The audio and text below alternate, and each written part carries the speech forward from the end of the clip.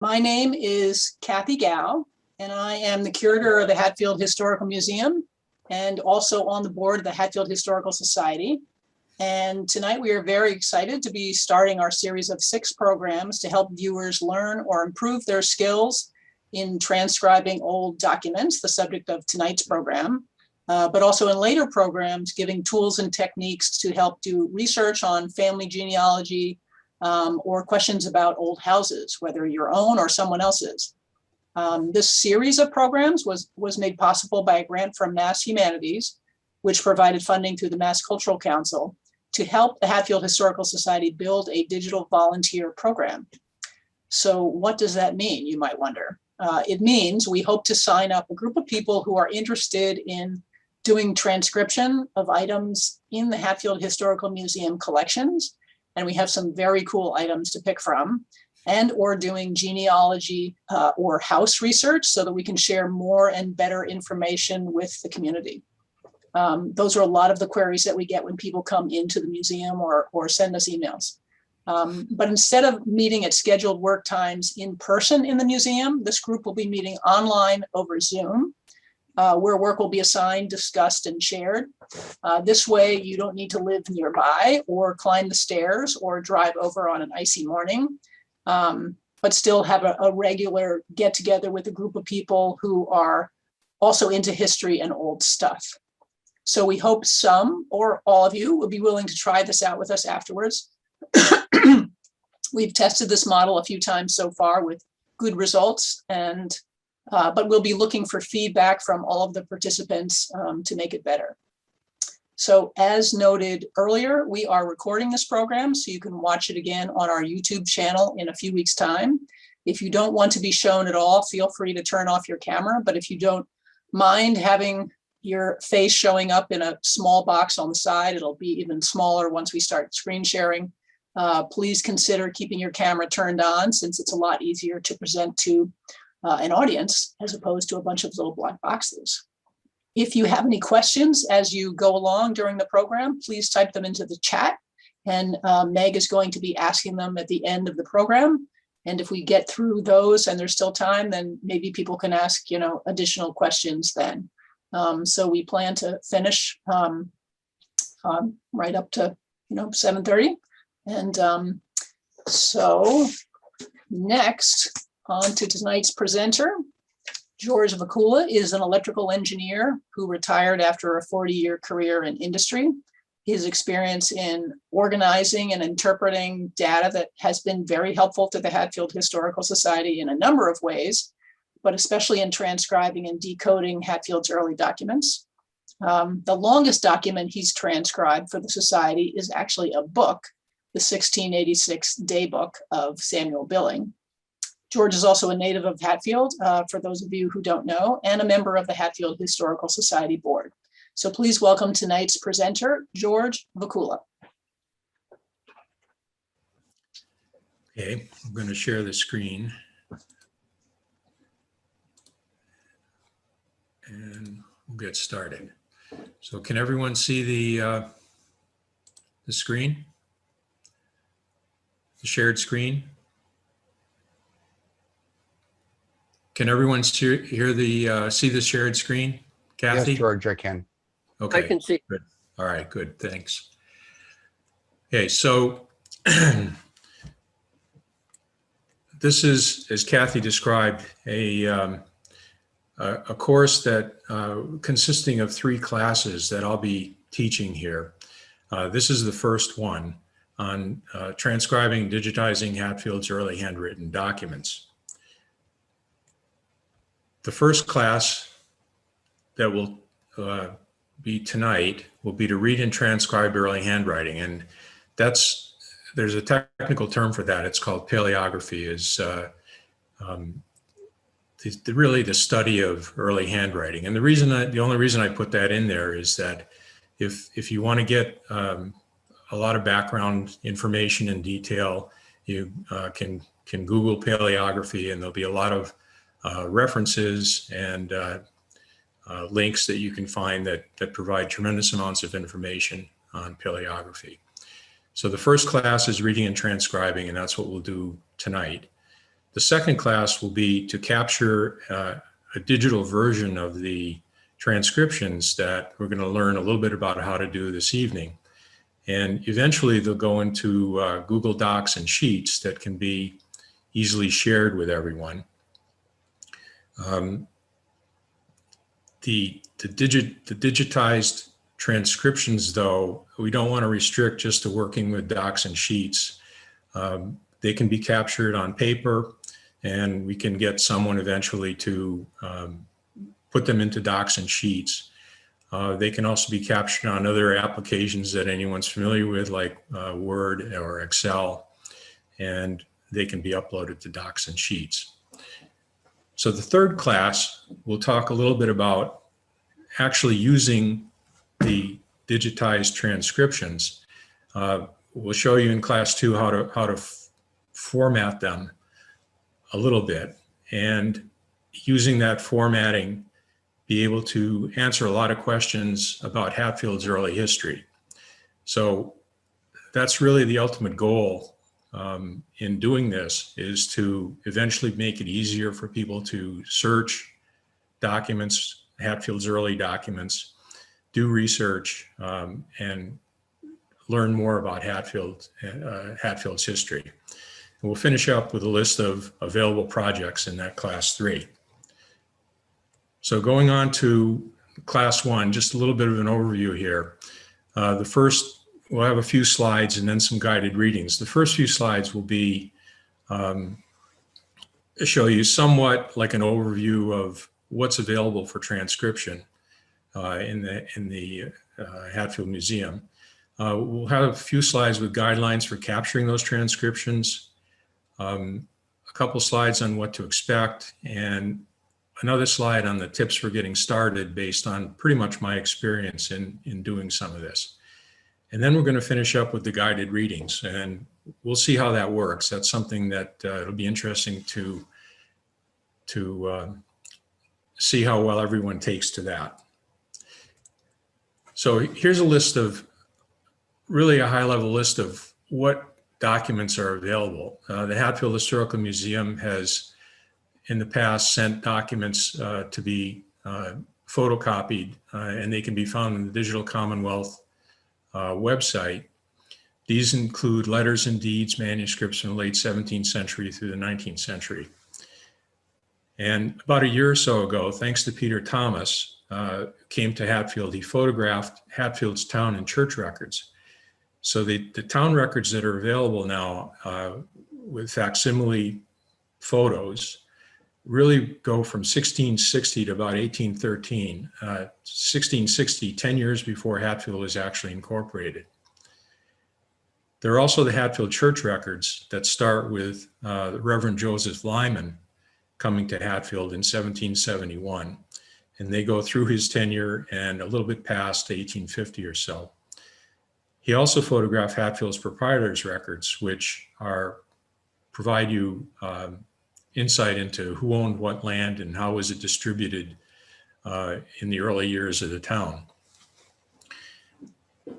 I think it was a couple years ago, Michael and Judy Ryan also donated a collection of documents. There's probably 150 or so of deeds and agreements, mostly from the Wilkie, Waite, and Hubbard families. And these run from some in the about 1750 or so to mid-1800s. There's also a large collection of Porter McLeod material. Porter McLeod was a machinist.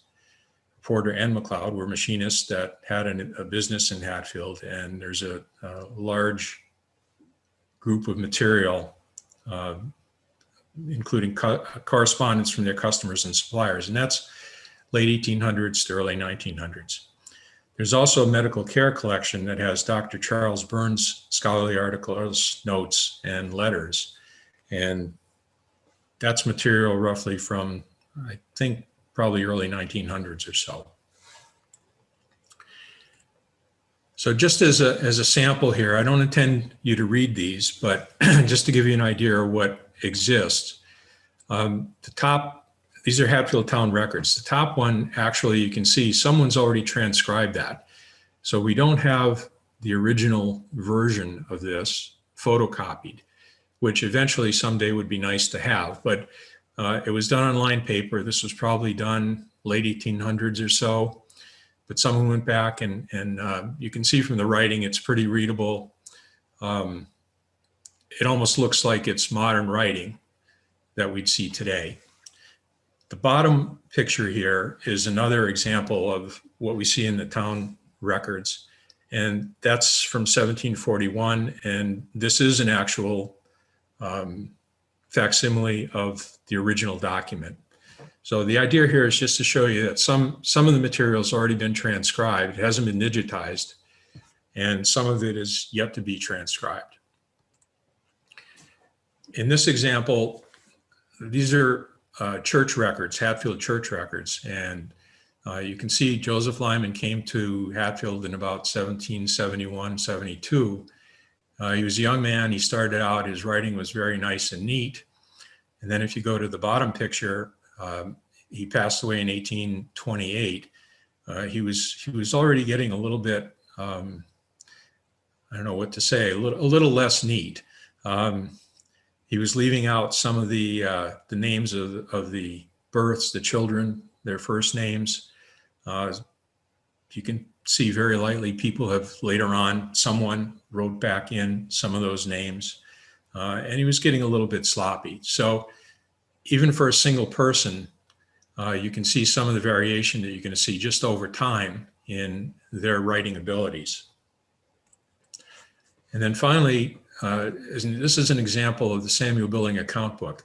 This is probably one of the earliest documents in the Historical Museum's collection. And you can see here that this is pretty, looks pretty tough to read.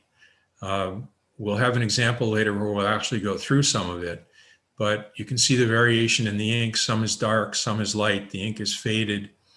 In this case, a lot of the spelling is really inconsistent and phonetic, and we'll see some of that later. So these are just a few simple examples of what the kind of things that we'll see, or you can see, in some of the projects that'll be available for transcription. So we go on to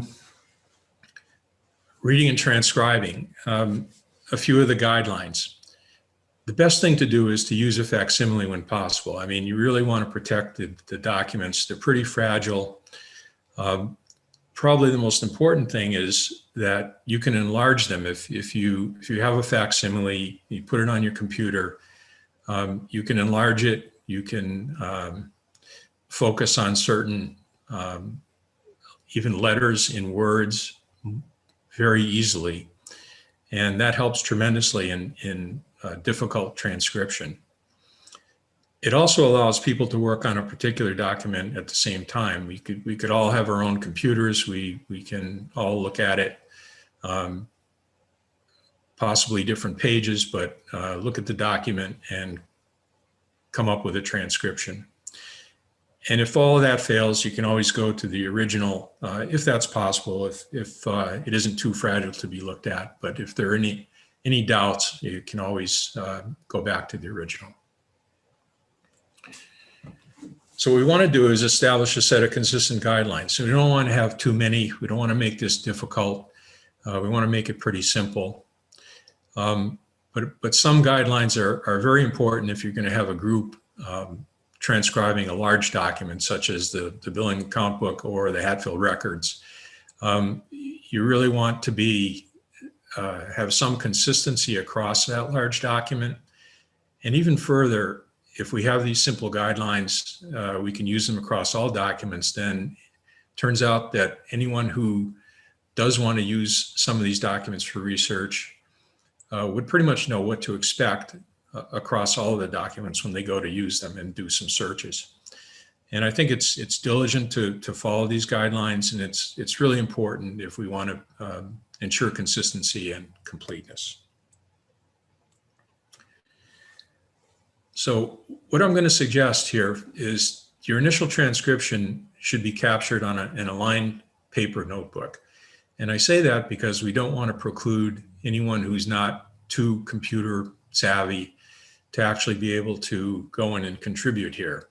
But if you do this, you can always eventually, as I said earlier, get us your transcription and we'll get it into Google Docs and Sheets for everyone to share. So we'd like a transcription should be captured line by line from a document.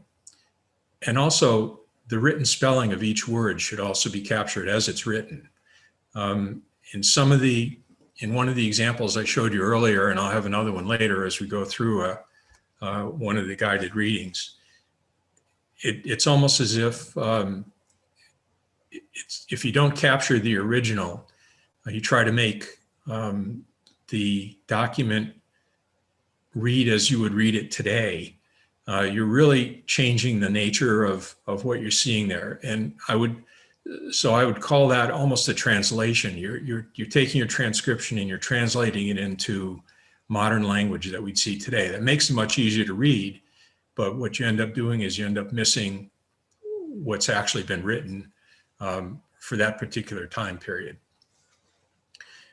So a number of things you can do if you need to.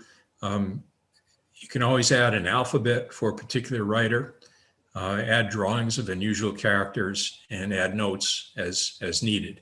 And again, I'll have an example of one of the sheets later that I made up in the billing account book that shows some of the kinds of things that you can see that you can add that really helps with a transcription.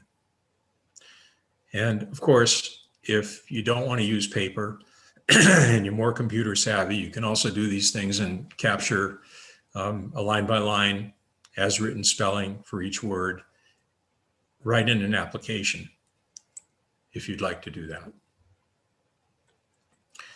Okay, what should we expect? Each individual style of handwriting is different. We've all learned probably a different cursive alphabet. Our capabilities for writing are all a little bit different, and some of us are neat and some of us may not be neat. There's always variability in the ink that was used that we'll see later on in some of the examples. There's heaviness and lightness of hand. The heaviness and lightness causes variations in what you see.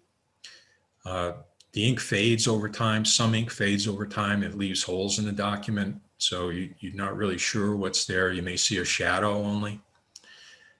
And this makes all the letters and words appear inconsistent. So just things to look out for. And just generally the time period, the farther back you go in time, the more unfamiliar the handwriting is from what we're used to today. Another thing we can expect in the documents is to see spelling differences. Alphabets are used differently a little than they were today. There's long and short S, for example, that is not familiar or not used anymore. And in this presentation, we'll eventually upload it to somewhere on the website. I have a list of all the rules, and there are a lot of rules for using the long S, and they apparently changed in the mid 18th century, making it even more confusing. And a lot of times with that long S, the SF and long SF and T can appear similar, making it confusing to actually transcribe a word. There are word and abbreviation differences. A lot of words that I've come across in the earlier materials here really were unfamiliar. They're just different usages. They're probably something we're familiar with, but they were called something different. And of course, everybody abbreviates words differently, and there are a lot of inconsistencies there. I've also found in the earlier documents that because there were no spelling guidelines until the Samuel Johnson and Noah Webster came up with the dictionaries in the mid 18th and early 19th centuries, that much of the spelling is really phonetic and really inconsistent. And we'll see some examples of that. So here's some tips based on my going through a number of these documents. what I would say is just jump right in, identify and transcribe the words that you can read easily. And the first reading and transcription does not have to be perfect. And I say the first reading because it's likely that you will probably go through each document page or line or even a word several times if it's difficult to decipher. So one of the things we'd like to do is if you have a troublesome word or phrase or something that's not known, or you'd like to just put a question mark surrounded by brackets in that area. And then I think that's one of the things that if we do consistently, everyone will know that that's something that needs to be looked at and could possibly help from someone else looking at it and maybe getting the actual meaning of what is there. It helps to identify each individual's alphabet by letter. This always helps when you're trying to decipher a word that doesn't just jump out at you and you don't see immediately. And the other thing I found is that when the spelling is phonetic, it actually helps to to say the letters that you see to actually speak them. And sometimes that will just trigger in you what it is that you're reading, and you can figure out what that word is. And we'll have an example of that in one of the documents later on. It's always useful too to help to use the context of whatever the document is that you're deciphering. For example, if it's a religious sermon or a document like that, you'll expect certain kind of words. If it's like the Samuel Billing account book, there's a lot about farming and stonework, and you'd expect those kinds of words, and it might help you to decipher a troublesome word. And finally, I think probably the most important thing is to be patient. That I found that even doing a difficult document, as I went further and further, the words became more familiar and it became a little more easy to identify that particular individual's writing style and their alphabet. Also, in going through a document, you may see the same word in several different places, and one may be unreadable, but if you see it somewhere else, it may trigger the idea of what the first word was that you couldn't really decipher. And as you'll probably be doing several readings, it's probably good to go back and eventually, fix the troublesome words that you've marked with your question mark there in brackets. And that will happen as you read through the document several times. You'll find that you can go back and fix those areas that you were unsure of. Okay, at this point, we're going to try something. We're going to go through some guided readings, and I have to change my share here. So,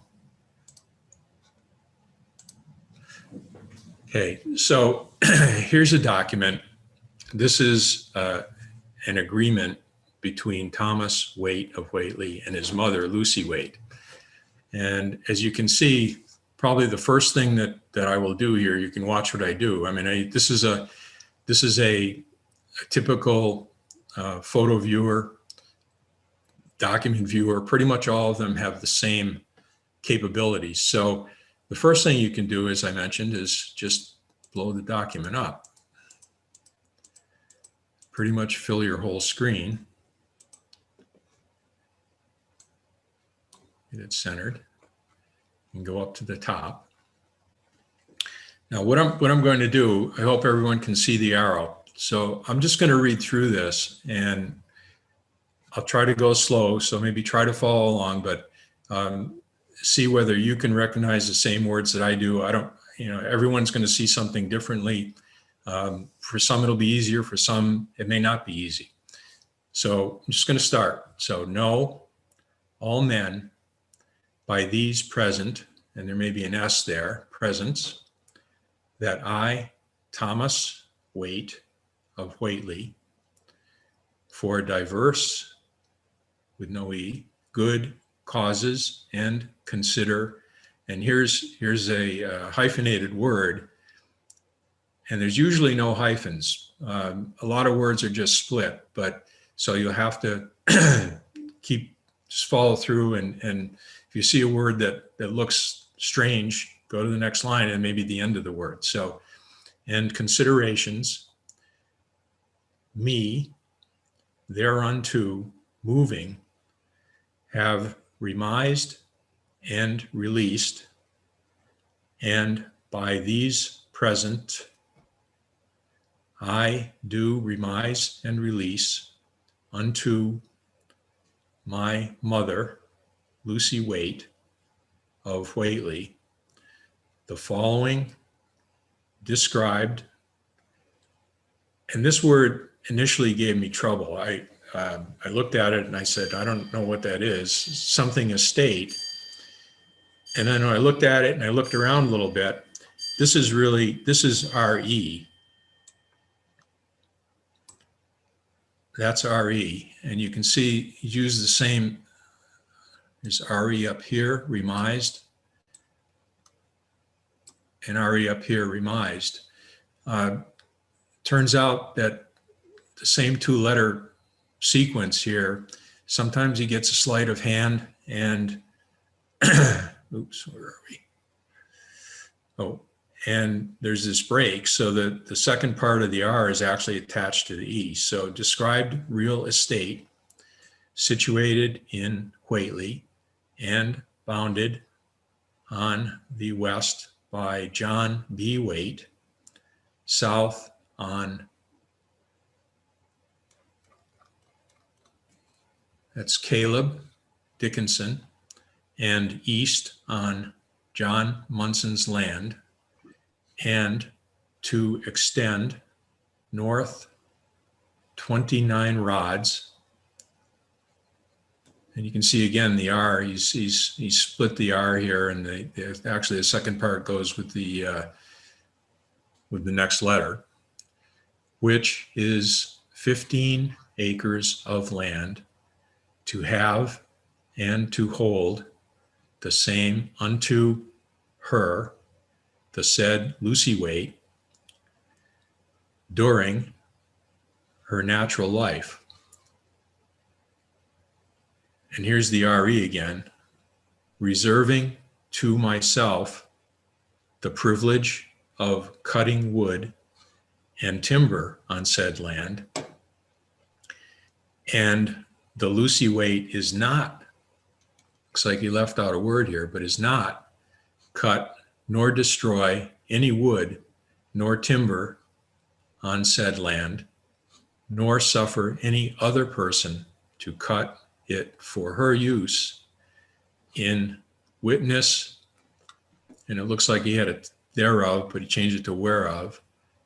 I have hereunto set my hand and seal this 10th day of December in the year of our Lord, 1834. So here's an example of an agreement. Son Thomas is giving some land to his mother, but he's making sure that she doesn't take any of the wood or has anyone take the wood for her. So there's always a little more to almost every story that we see here when we read through one of these documents. Okay, we can try another one.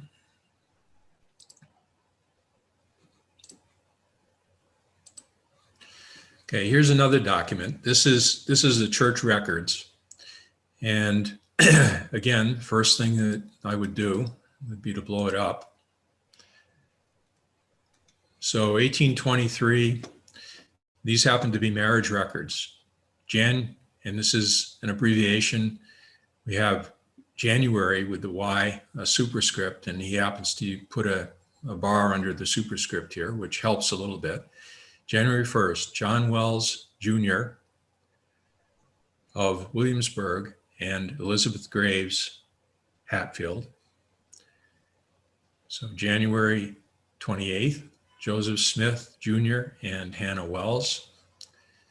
February 20th, Luther Montague of Sunderland and Mary H. Robbins. April 28th, Lyman Johnson, resident in Northampton, and Roxanne Morton of Hatfield. April 30th, Linus Graves of Whately. And it looks like he's got an and symbol there that looks something like what we'd use today. Electa, and this one's was a little troublesome to me, but it looks like M, and that's Robbins again. And if you look up here, the R, same as here. So Robbins, Hatfield. May 12th, Charles, not quite sure what that is, Hitchcock and Sophia Porter, both of Hadley. And seeing this P, that's probably a P there, could be. June 5th, Abijah Bliss Jr. and Jerusha Morton.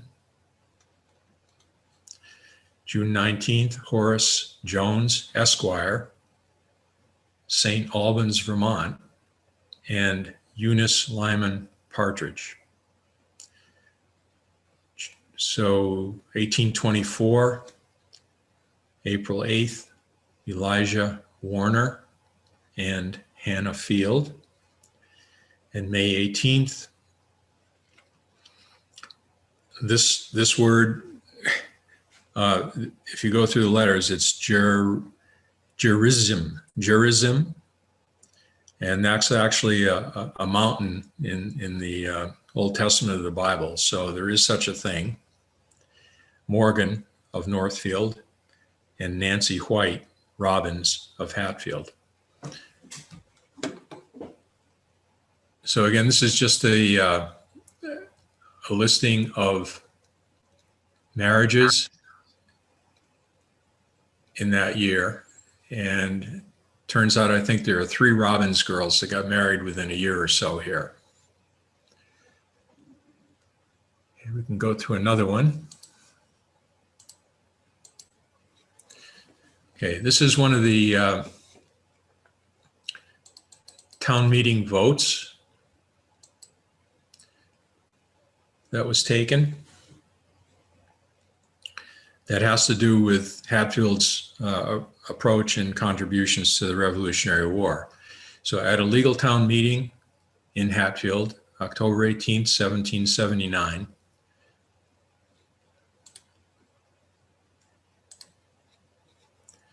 John Hastings, Esquire, chosen moderator, voted that the town, as an encouragement to 8 men to go into the army under General Washington, that they will give each man 40 shillings. And there's some sort of symbol here. It's probably, so it's probably per month for 3 months, to be accounted at the rate that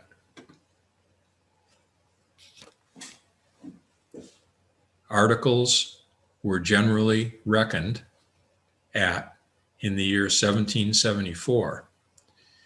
The 18 pounds continental bills allowed by the state per month to be accounted part of it.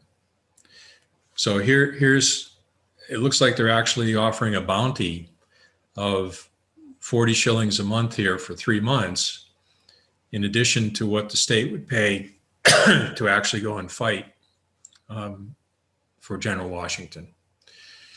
So this is, there are probably a number of Revolutionary War references that would give you an idea of how Hatfield approached and contributed to the Revolution. We have another document.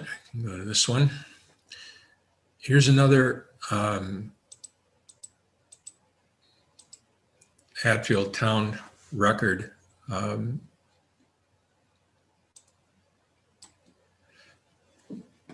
entry and votes. And the reason that I'm putting this up here is not, this one you can pretty much read easily, but I'm putting this up here just to show that this, it looks like this one, of course, it's online paper, so it's already been transcribed on paper anyway. There are some different kinds of things that I noticed here that I wasn't quite sure what they meant, but we'll go through it quickly. So this has to do with schoolmasters and pay. At a legal town meeting in Hatfield, January 17th, 1703-4, so this would be in our time, 1704, voted by the town that they have chosen Thomas Hastings, Jr., keep the school in Hatfield the year ensuing, for which to pay him 35 pounds in pay, in such pay as they pay their other town debts, in both for, this was already a transcription, I'm not sure what this means, for prize and specie. Said year began November 15th, 1703. So there's a couple things about this that I didn't, since it's a transcription, I don't know why it was there, but there seems to be dots every once in a while here, there. Usually in the early documents, there's really no punctuation at all. So I'm not sure what the dots were. They could possibly mark line for line transcriptions, but we don't know that. You can see them here, voted by the town, that in reference to maintaining the school with wood, and there's another one, the town hath ordered, another dot, that every boy that goes to school, dot, the winter half year, dot, shall bring to the school a load of wood, and they that go but 3 months of the winter, half a load, and if it does not supply the school with wood, they shall bring more after the same proportion till there is a supply. So here they are getting themselves a schoolmaster and making sure that that the schoolhouse is heated in the winter, and this was 1703. So again, in the town records, we should find really the history of all the schools in Hatfield. And this talks just about boys, but it was pretty much well known that girls too, including, well, boys and girls, both at the age of 6, were generally sent off to school as early as 1686, and that's something we learned from Samuel Billings' account book, where he actually sent his daughter and son to school at the age of 6 that early. Okay, we'll go on to another document here. Okay, here's another document.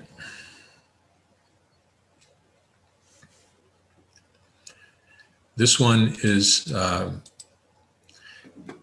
note to the town constable, to the constable of Hatfield, and it's a note calling, getting the constable to call everyone to town meeting.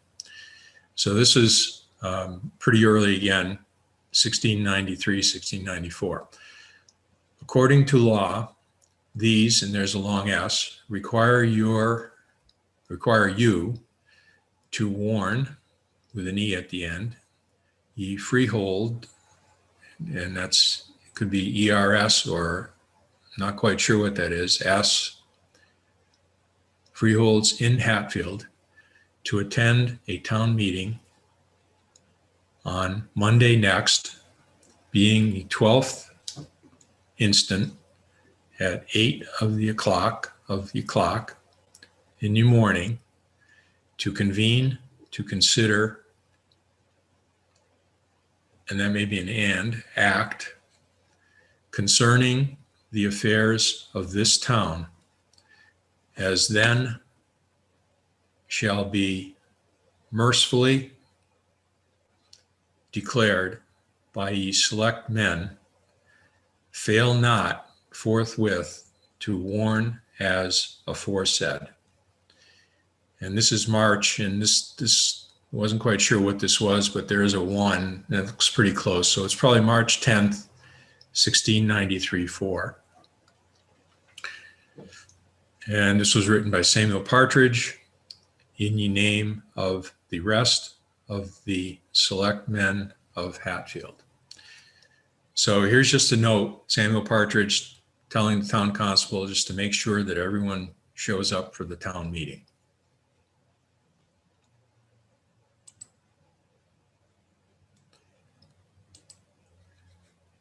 And as I promised, this is one of the Samuel Billing account book pages. Oops, a little too far. And this is one that has a lot of problems and makes it very difficult to decipher. But we'll try to go through it, and you can see some of the things that you come up with that I mentioned before, like phonetic spelling and faded ink. It's pretty much got everything. So what this is, to put it in context, this is Samuel's brother John was killed during an Indian raid while working at the farms in 1698. And what this is in the account book, it's a distribution of his estate. And this one, there are pages for each of his brothers. He had 3 brothers, and this one turns out possibly to be to his sister, even though it's to Samuel Dickinson, who happens to be his sister Sarah's husband. So let's just try to read through it. Paid, so P-A-Y-D, in the year, Y-E-R-E, and you can kind of see the ink's faded here, but if you blow this up even more, you can kind of see a shadow there. This is a 698. And this is debts. And again, the phonetics, he uses a P here. We would like to see a B, but there's a P, so debts. This is probably as. That's a W. And we're missing some of the word, but probably debts as were. And you can see some of the D missing here. Due from John Billing, and the L's missing here. And this one's tough, but it looks like an E, a long S, maybe T. So likely estate based on the context.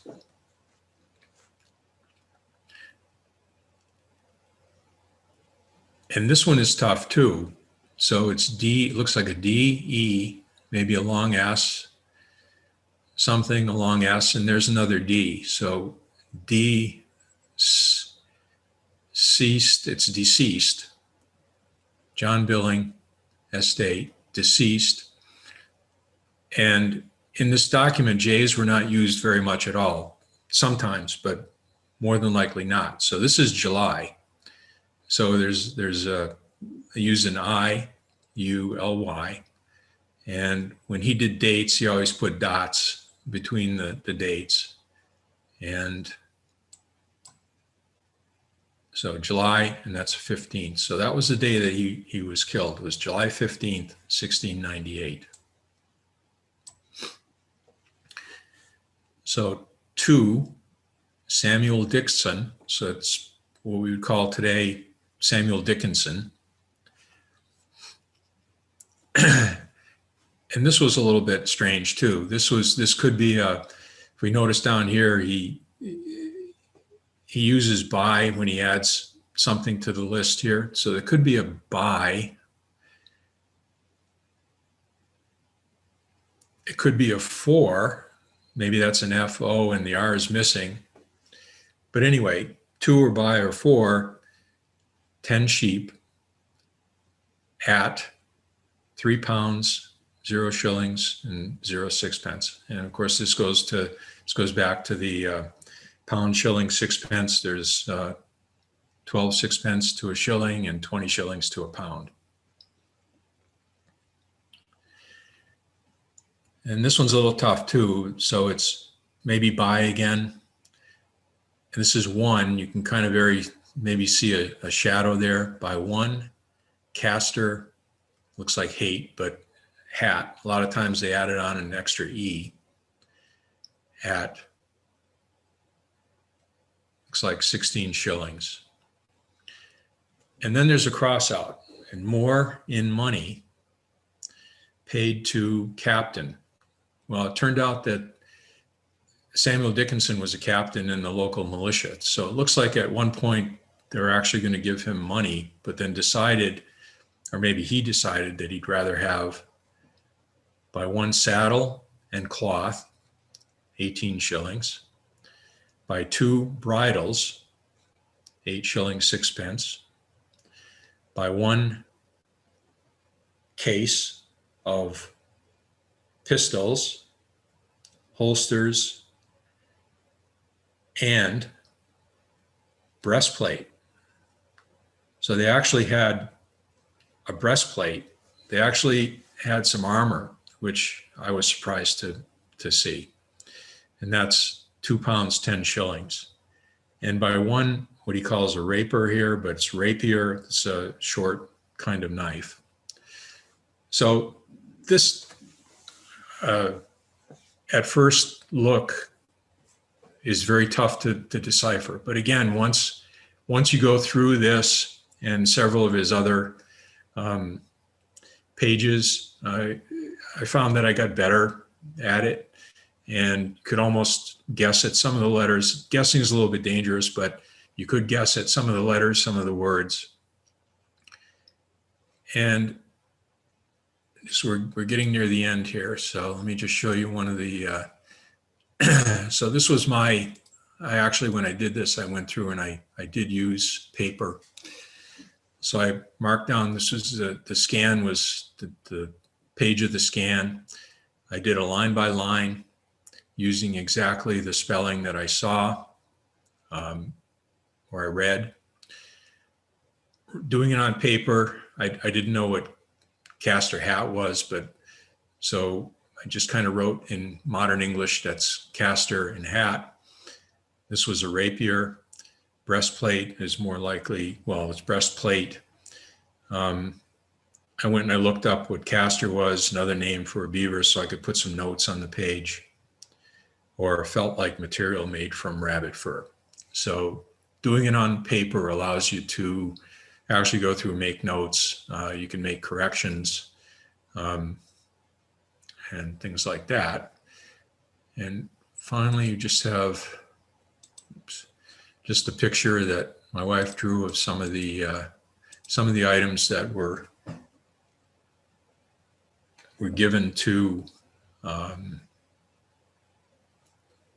Samuel Dickinson that John Billings had after his decease.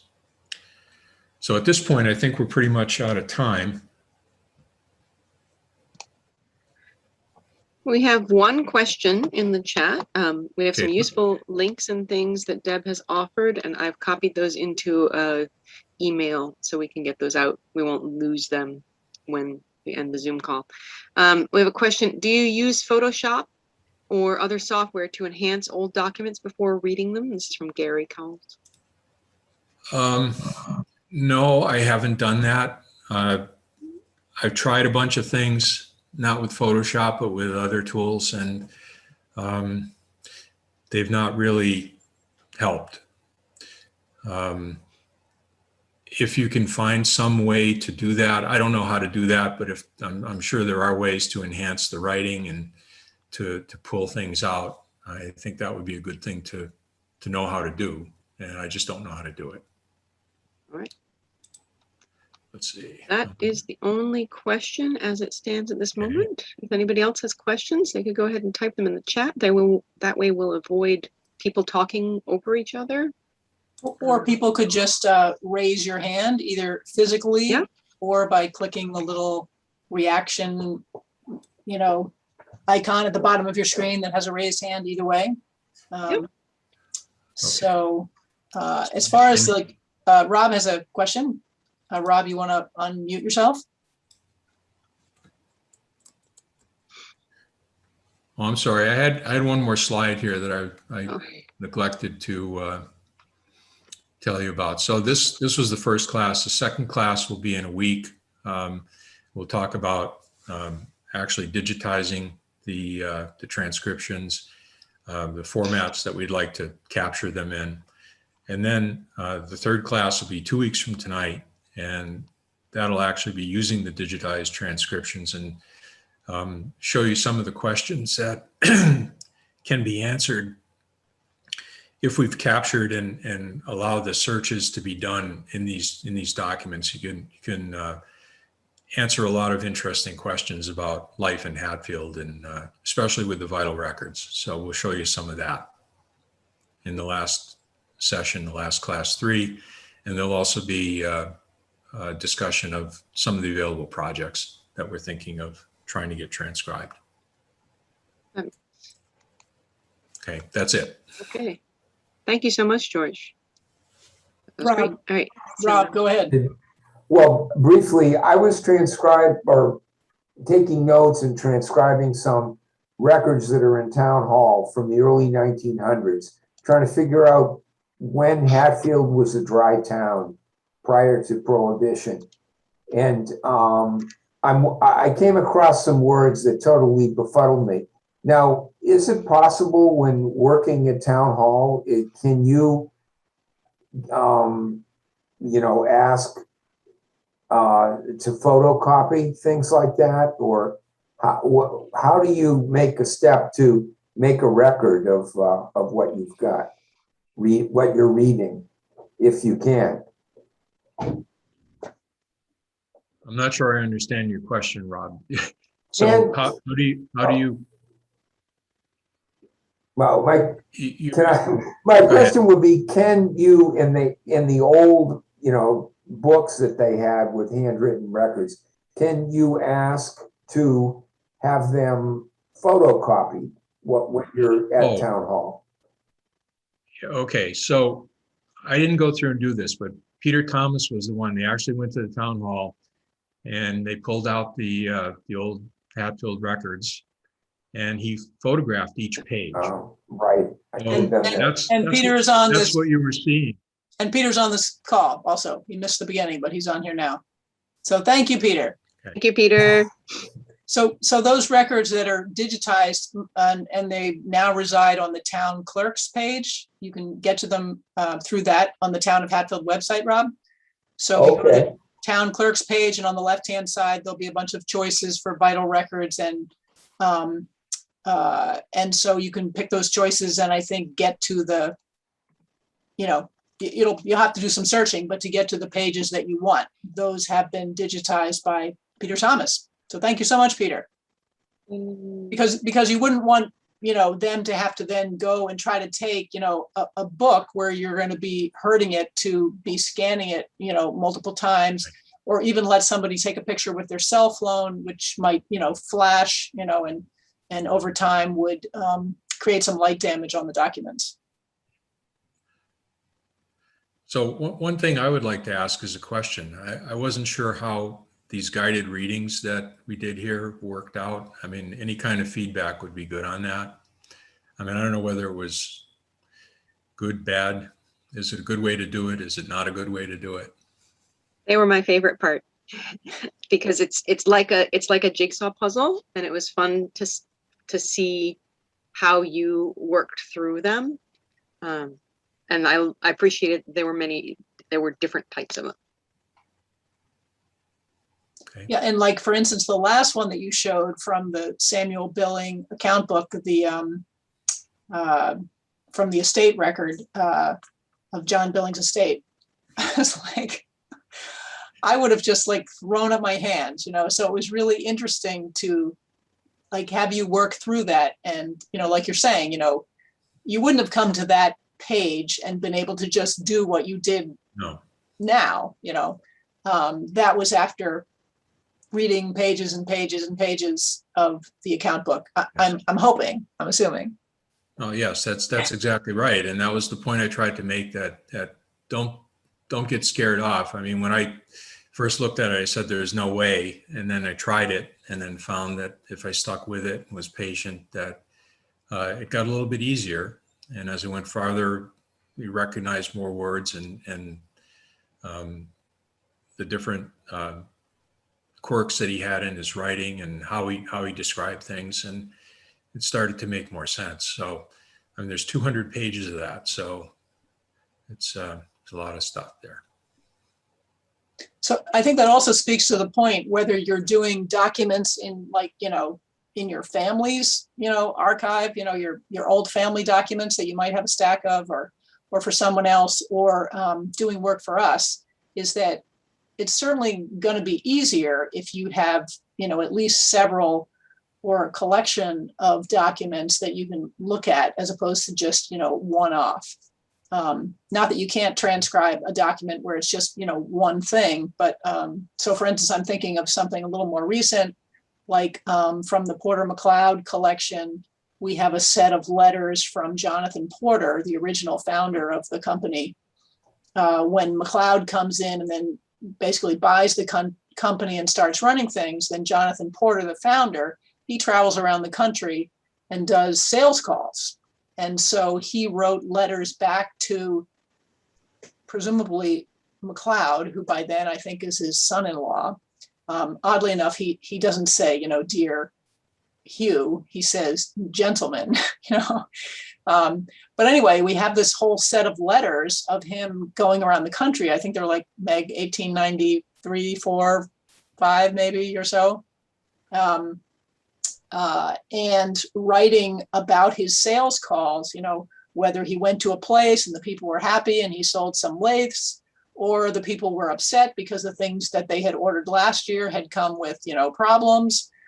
And they're all written on the letterhead of the old hotel that he stayed at in all these cities across the country. So on so many levels, it's just like going to be a fascinating, look into what it was like to be a traveling salesman in the late 1800s. But the point being is that, words are kind of tricky. His handwriting's a little tricky to read just one letter, but we have this whole set of letters. So, we could divide those up between several people who are interested, where you could, kind of have a set of letters that you can kind of start reading through and sit with and see what you can get out of them. But then, as George says, then you go back after you've read a bunch of things and figured out some words, and they would, hopefully make a lot more sense.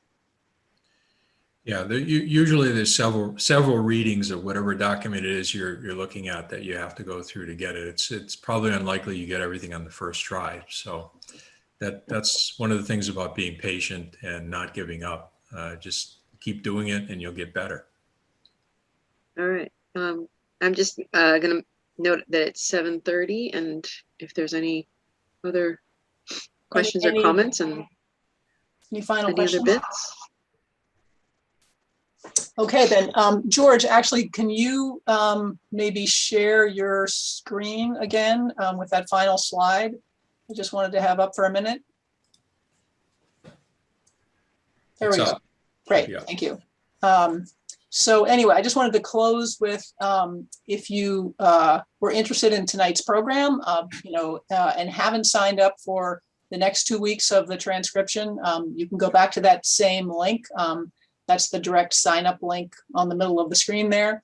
But you can also get to that link from the events page of our website, which describes the whole series. Or if you're interested in the other programs after George's, which are on how to create a research locality guide, doing genealogy, answering genealogy questions, and also how to do research on your house. Anyway, I encourage you to look at those. And if you enjoyed this program, please consider volunteering for us.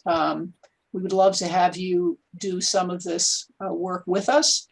If you're not a member of the Historical Society, we encourage you to join, or we would love to get a donation to help us continue doing this sort of work. So thanks so much, everybody, for joining us tonight, and we hope to see you again. And thank you so much to George, our presenter. That was like a huge amount of information and really fascinating.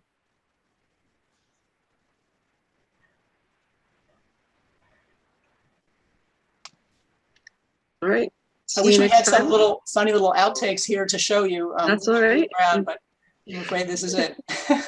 All right. See you next time. Okay. Bye, everybody. Bye, everybody. Thank you. You're welcome. Thanks. Come back next time. I plan to. It was very interesting. Oh, great. good. Hi, That's the Ruth. best feedback.